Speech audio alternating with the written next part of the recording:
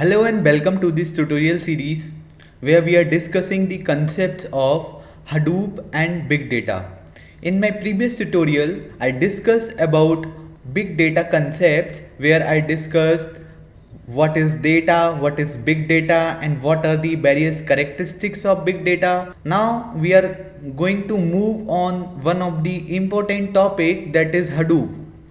So till now we understood what exactly the big data is and what exactly the problem of big data is.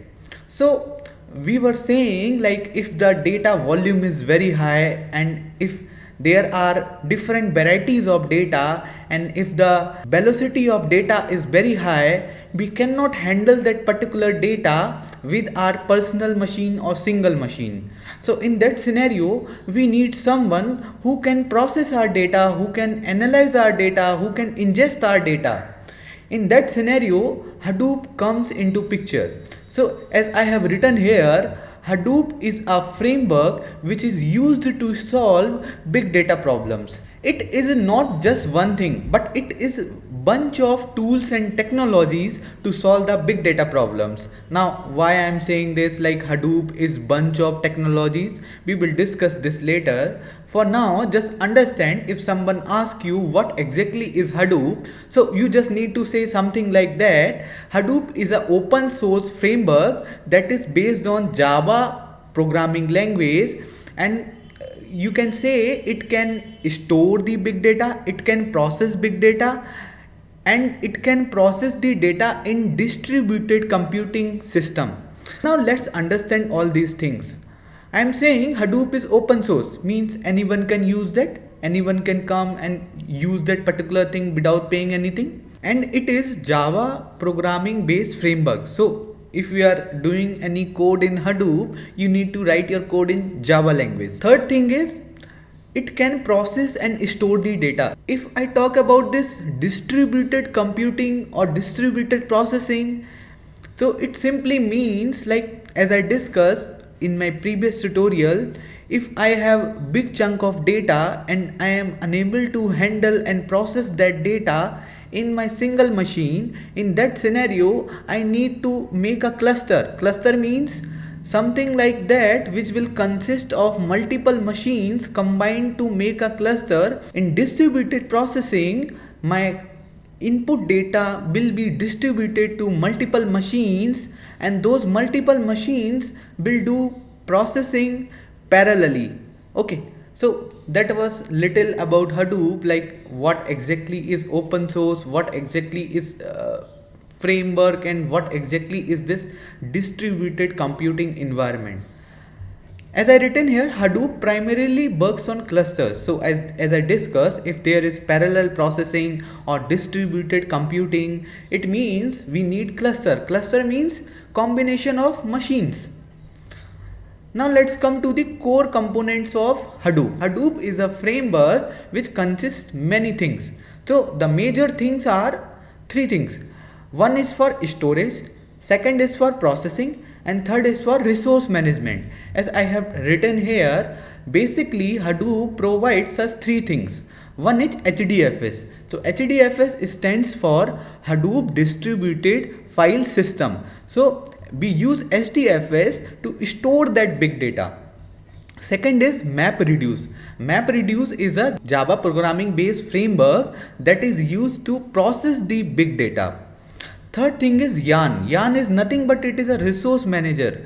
Let's discuss all these things one by one, like how these things work whenever we are doing any big data processing in Hadoop. Okay. So as I written here, HDFS stands for Hadoop Distributed File System. HDFS is an immutable storage. So immutable storage simply means if initially you are giving any data and if you want to change that data in future, you cannot change. So this implies your data storage is immutable storage. Default block size of HDFS is 64 MB in generation 1 and generation 2 and 3 is 128 MB. So now why I am saying this default size, so let's suppose I have one file of 400 MB. Okay, and I am defining 4 node cluster, means I have combined 4 machines to make a cluster. Now by default the size of each machine that is making a cluster will be 128 MB if I am talking about Hadoop generation 2 and 3. When it comes to managing the HDFS, the daemon responsible are, so we know HDFS is nothing but storage part of Hadoop. Like if we have big data and if we want to do any processing, so initially we will store that particular data inside HDFS. So the HDFS daemons which are responsible for working are, first thing is name node. So if we talk about name node, so we have two types of node basically in this HDFS. One is name node and second is data node. So data node is something which will store the real data, and the name node will just save the metadata of that particular information.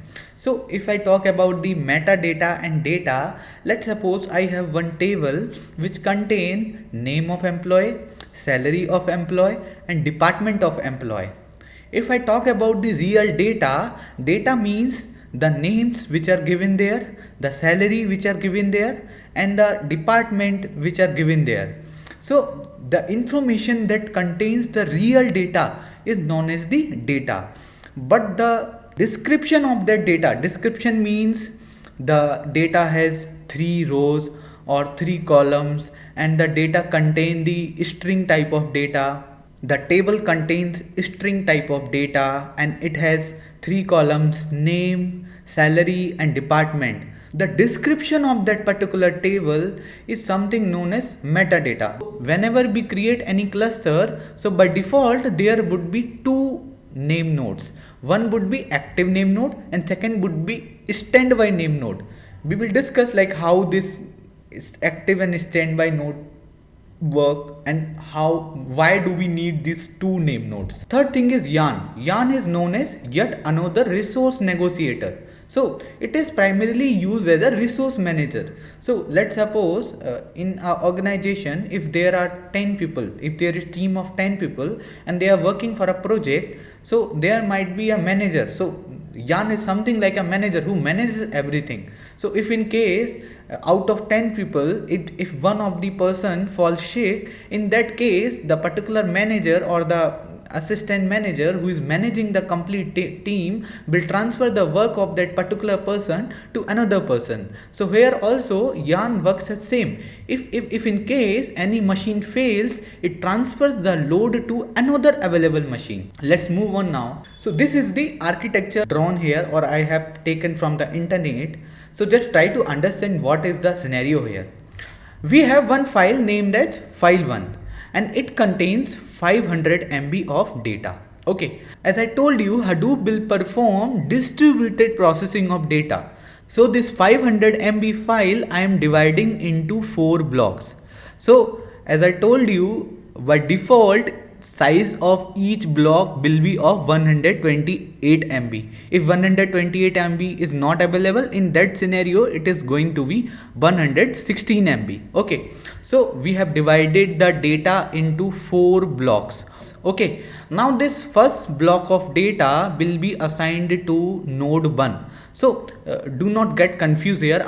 It is written as slave node here. Slave node is nothing but it is data node. After seeing this complete diagram, you can say in this scenario we are just combining 4 machines to make a cluster. So slave node 1 is a machine, slave node 2 is a machine, slave node 3 is a machine and slave node 4 is a machine. So instead of processing this 500 MB file in single system, we are processing this 500 MB file with 4 machines. Okay, so this is, you can say, after combining all these things, I am saying it is a 4 node cluster, means combination of 4 machines is making a cluster to process that particular data. So as we discussed, in HDFS we do distributed processing of data. So initially we distributed the 500 MB file and then we have assigned that distributed size to each and every machine. Okay, as we all know that Hadoop is distributed file system, hence we have stored file in 4 slave or data nodes. So as I told you earlier, I have written the same thing. It is distributed file system, that is why I have stored the file on 4 machines, which is making a cluster.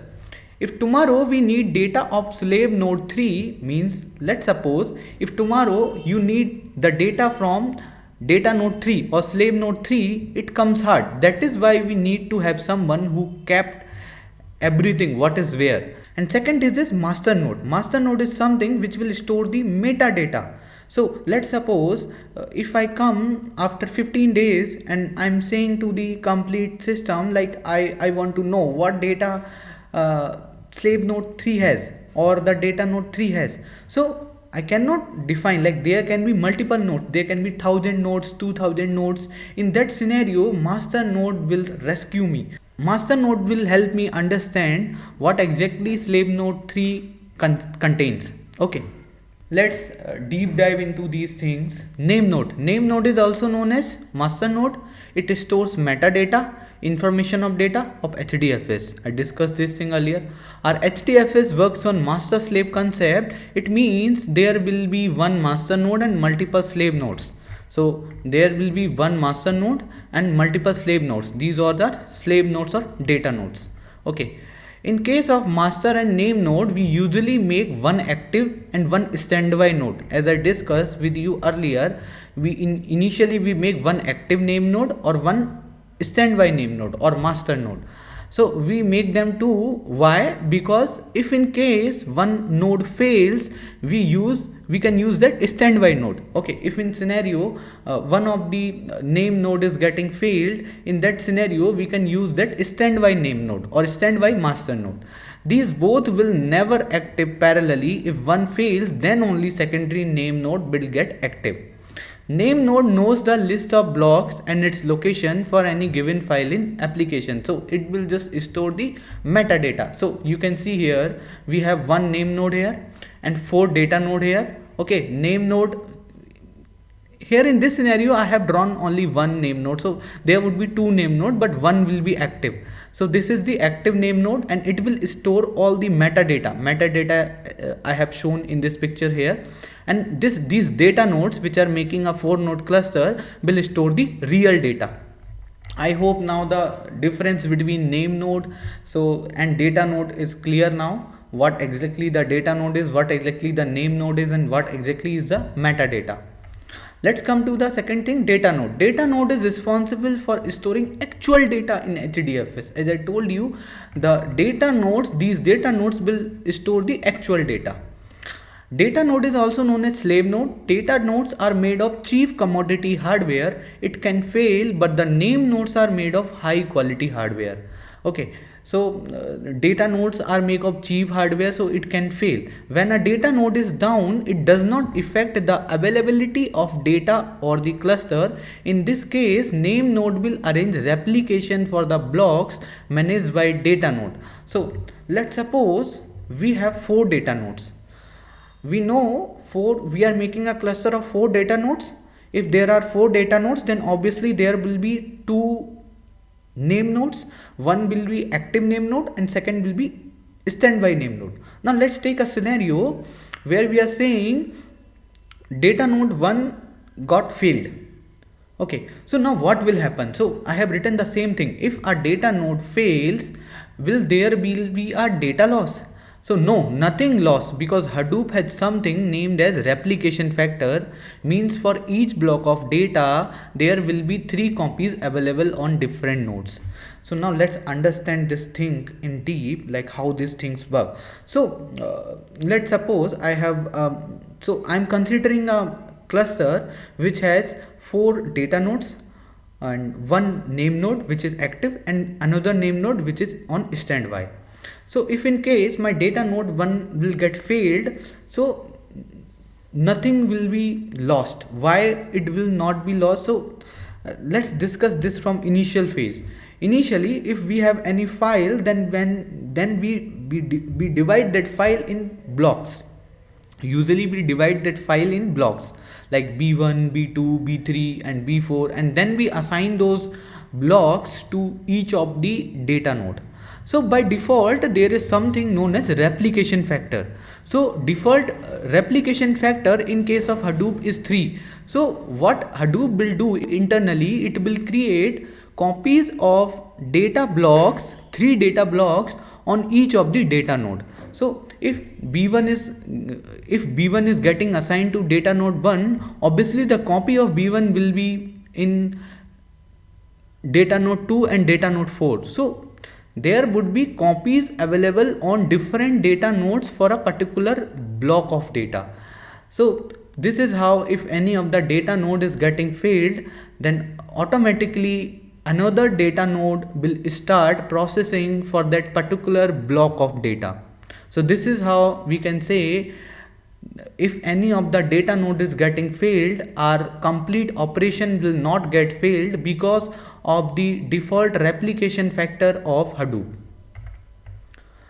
Let's come to the next concept, that is heartbeat. Each data node sends heartbeat to the name node in every 3 seconds.